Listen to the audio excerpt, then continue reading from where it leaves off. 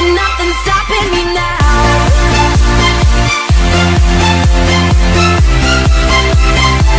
And nothing's stopping me now.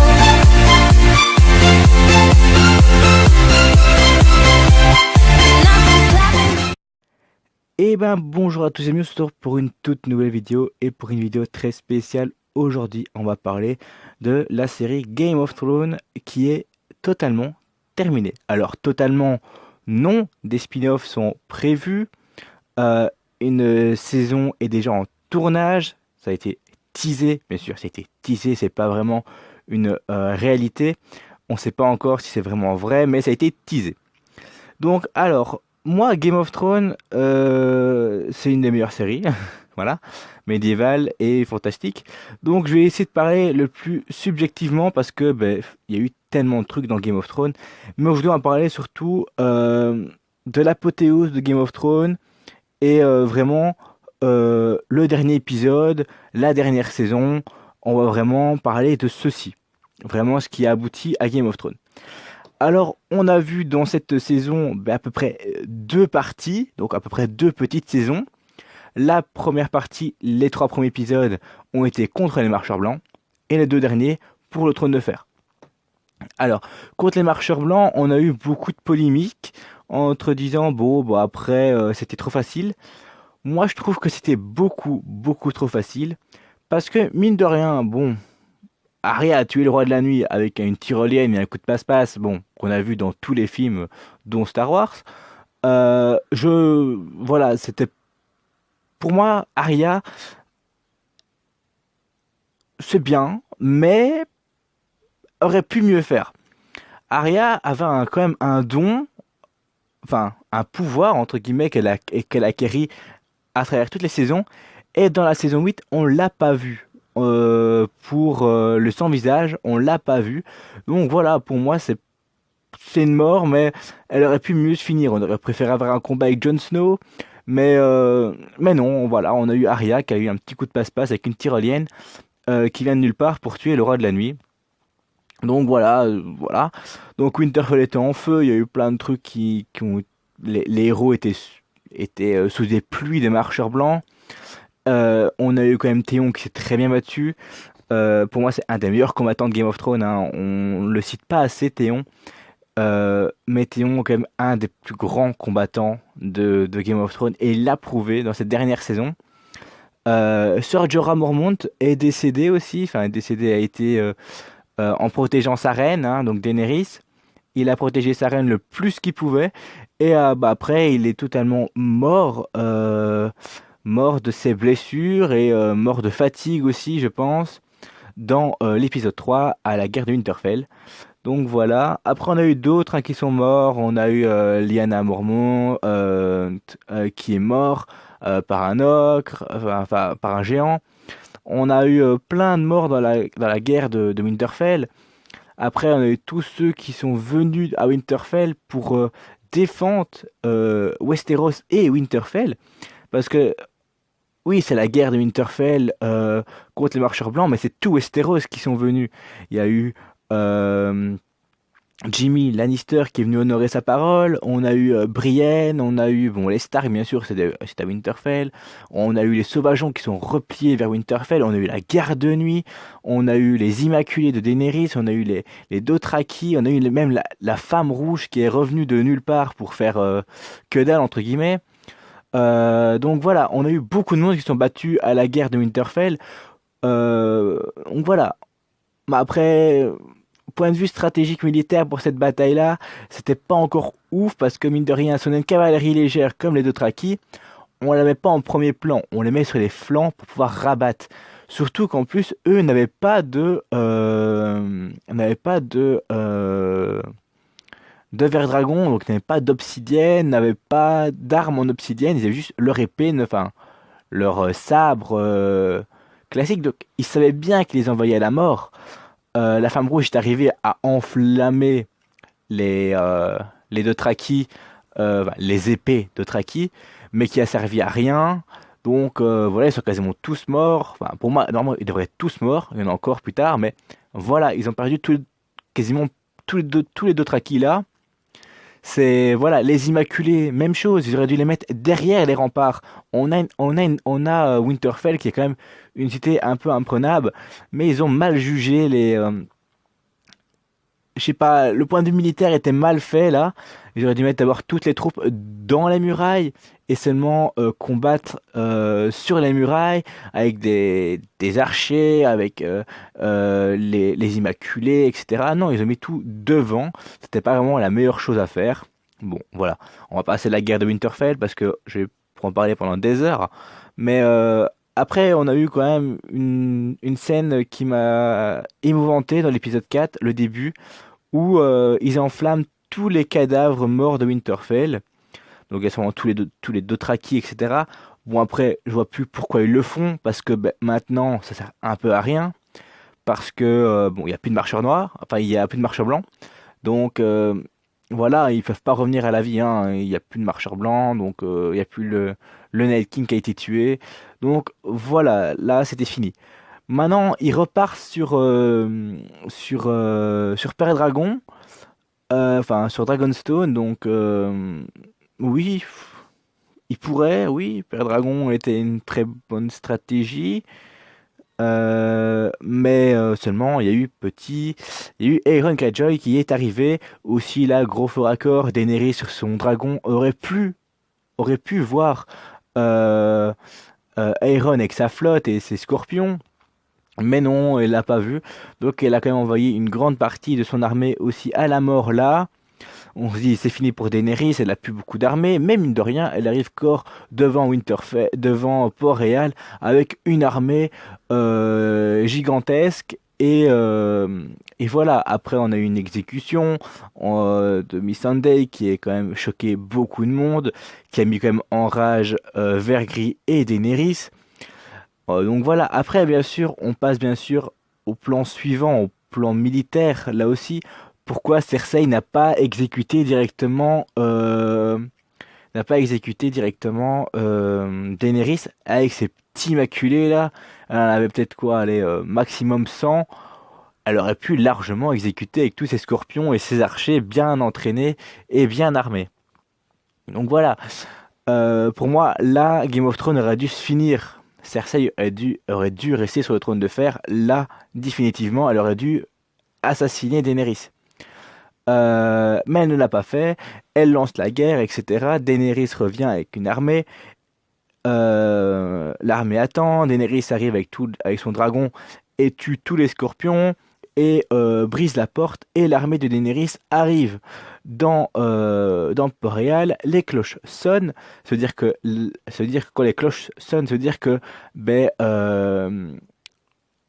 la ville se rend en fait. La ville abandonne.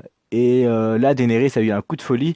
Elle a tout cramé. Vergris a commencé à attaquer. Oui, c'était bien beau pour tout ce qui était stratégie et tout. Mais parce que mine de rien, il laisse des hommes comme ça. Ils auraient pu se rebeller plus tard. Il y a toujours la reine qui est toujours là. Elle n'a pas déclaré forfait encore. Enfin, elle a pas abdiqué. Elle n'abdiquera jamais, on le sait. Donc, je sais pas pourquoi. Voilà, ils ont entendu les cloches, ils se rendent, ok, ça va. Mais Vergris n'en a pas tenu compte. Jon Snow a essayé d'arrêter tout ça, mais non. Jon, il a servi à rien. Enfin, si, il a servi à quelque chose plus tard, mais voilà, actuellement, jusque-là, il a servi un peu à rien. Donc voilà, Cersei essaye de partir. Il y a eu Port-Réal qui est en feu, le Donjon Rouge aussi est en feu. Il est en train de s'écrouler. Il croise Jimmy un, après un combat contre Aeron un peu mythique mais un peu inutile. Bon, il revient, il tue Aeron. Voilà, Aeron est mort. Donc voilà, il arrive vers Cersei. Cersei qui a quand même échappé quand même à le limier. Le limier a quand même détruit allez, en 3 coups d'épée toute l'armée, enfin toute la garde royale. Bon après, il y a la montagne qui est là. Un beau combat se fait dans les escaliers du Donjon Rouge. Franchement, il était pas mal. Après, bon, il devient aveugle et il se jette dans le vide avec son frère dans les flammes. Donc eux, on les reverra plus, c'est sûr et certain. Voilà, ils sont morts. Et après, nous avons un Jimmy et une Cersei qui part dans les catacombes grâce à Athéon, grâce à Tyrion, ouf, je suis trop dans les mouvements, là. Grâce à Tyrion qui disent qu'il y a une barque là qui les attend et que voilà. Après, sans compter que les catacombes vont s'effondrer sur eux et Cersei va décéder avec Jimmy dans les bras. Et, euh, et voilà, donc Cersei est définitivement morte. Daenerys arrive entre guillemets au pouvoir. Et le pouvoir, ben, elle en veut plus. Elle veut mettre feu et sang sur tout Westeros et tous les autres continents du monde. Et ben, ça, Jon n'a pas voulu. Daenerys arrive dans la salle du trône, arrive à toucher le trône de fer, mais seulement c'est sans compter Jon Snow qui vient l'interrompre. Et dans une scène un peu mythique et émouvante, Daenerys tente encore d'amadouer Jon en disant on peut gouverner à deux, etc., etc. Jon, on pensait qu'il avait plié et tout. Il l'embrasse et tout et tout. Et après, il plante une dague dans le cœur de Daenerys. Donc voilà, hein. Daenerys étant morte, le dragon est un peu furieux et brûle le trône de fer. Parce que mine de rien, toutes les guerres de Daenerys ont été liées au trône de fer. Toutes les guerres ont été liées au trône de fer. Le dragon a détruit le trône de fer. Et là, voilà, le trône de fer est détruit. Plus personne pour mettre le trône de fer. Voilà. Jon Snow est capturé. On a une réunion du conseil. Et nous avons aussi Tyrion qui va venir avec Vergris. Vergris qui est devenu maintenant du côté obscur, on peut dire un peu ça, on dirait Dark Vador un petit peu. Il exécute tout le monde, il veut exécuter Tyrion. Bon, Sansa s'oppose, etc. Il y a un gros débat là au conseil et ils vont élire quelqu'un qui sait le passé, le présent et le futur, qui est nul que Brandon Stark. On voulait un Stark sur le trône, on n'a pas eu Jon, mais on a Brandon Stark sur le trône de fer. Et ça, franchement, ben ça me fait un sentiment inachevé. Parce que pour moi, Brandon n'était pas prédestiné à gouverner. Parce que depuis qu'il est à la canne à trois yeux, il sait le présent, le passé et le futur. Il n'a pas prédit qu'il allait devenir roi, hein. Rien du tout. Mais bon, c'est pas grave, je conteste, on est d'accord, ok. Il devient roi, il demande à Tyrion de devenir sa main, parce qu'il n'a pas choisi d'être roi, il choisit pas d'être la main, etc. Jon est exilé dans le nord, et tous les royaumes s'inclinent au roi, sauf un, qui est nul que Sansa Stark, sa propre sœur, ne s'incline pas devant lui et demande l'indépendance du Nord. Brandon fait un signe de la tête en disant oui, tu peux avoir l'indépendance. Donc elle est contente, elle va devenir reine du Nord, la première reine officielle, on va dire vraiment officielle, parce que on a eu deux rois avant lui, enfin deux rois avant elle. On a eu Robb Stark, on a eu Jon Snow, mais le roi ou la reine des sept couronnes n'a jamais abdiqué, jamais abdiqué le Nord. Là, il l'a fait. Donc voilà. Après, Arya veut partir vers l'ouest. Elle part vers l'ouest sur son bateau avec une très belle flotte Stark. Et on a Jon qui arrive à Château Noir et il rencontre Tormund et Fantôme. Fantôme qui a perdu une oreille, on ne sait pas pourquoi, parce qu'à la guerre des bâtards, à la guerre de Winterfell, il l'avait encore. Donc je sais pas pourquoi il a perdu son oreille. Bon, soit. Et il décide de partir au-delà du mur pour fonder un peuple là-bas, enfin refonder un peuple là-bas. Sansa part vers l'ouest et Bran est sur le trône de fer. Donc pour moi Game of Thrones aurait mieux fini. Je vais vous dire pourquoi maintenant. Pourquoi Game of Thrones aurait pu mieux finir? Moi j'aurais espéré en fait que Sansa Déjà, on la voit plus parce qu'on l'a vu dans les deux premiers épisodes et dans le dernier. On les a pas vus vraiment dans les autres. Enfin, si, on l'a vu dans, si on l'a vu dans, si ça va, ça va. Mais on aurait pu mieux la voir entre guillemets, plus stratège, etc. Donc voilà. Après, Arya n'a pas utilisé ses dons de sans visage qu'elle a acquis pendant toutes ces saisons. C'est un peu dommage parce que bon, voilà, elle a tué Ned King, mais on la voyait tuer encore Cersei. Bon, après, bon, voilà, Cersei est mort d'un éboulement. Donc voilà. Mais moi, j'aurais préféré qu'en fait, Jimmy et Cersei arrivent à partir. Comment dire? Arrivent à partir de Port-Réal.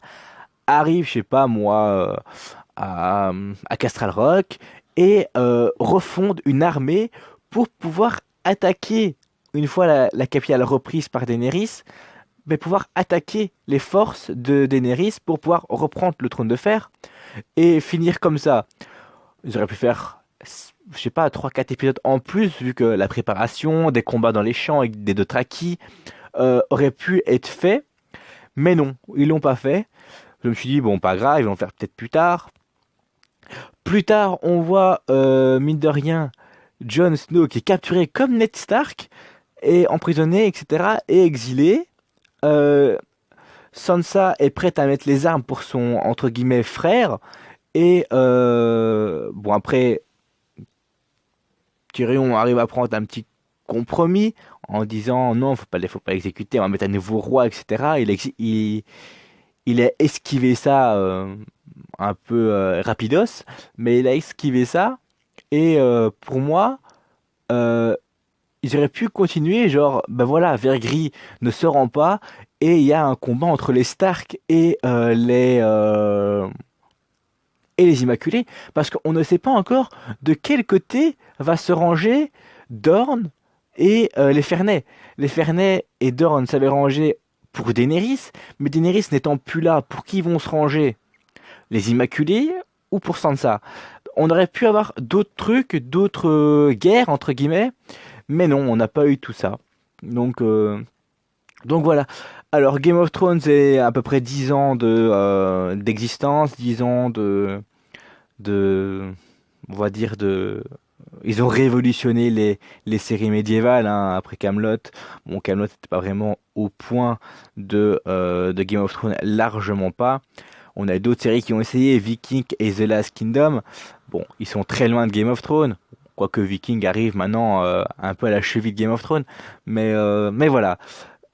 Pour moi, Game of Thrones, c'est très bien fini et moins bien fini. J'avais déjà teasé tout l'épisode 6 à ma copine, elle me dit ah ouais, t'avais tout teasé. Ben oui, c'était flagrant. À un moment, on peut pas nier ce qui va se passer.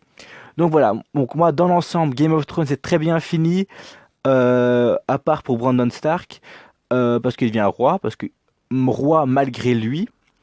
Et sachant qu'il était la corneille qu'il pouvait voir dans le futur, aurait pu prédire qu'il serait le roi, et mais de pas envoyer tout ce bon monde à l'abattoir, à essayer d'interposer d'autres trucs, etc. Mais non, bon voilà. Mais c'est peut-être seule petite déception. Tout le reste était prédit et attendu par les fans, et dont moi. Donc voilà. Moi, sur ce, j'espère que cette vidéo ben, vous a plu. N'hésitez pas à aller voir mes vidéos gaming, parce que moi, je fais du gaming, entre guillemets, hein, donc des let's play. Et en plus, j'ai peut-être des petits let's play qui vont arriver d'ici sous peu, surtout sur Minecraft. Donc voilà. Moi, je vous laisse, et j'espère qu'on aura d'autres spin-offs de Game of Thrones pour se mettre sous la dent, pour pas perdre la région de Westeros et de ses alentours. Donc moi, je vous dis... Portez-vous bien et bye bye.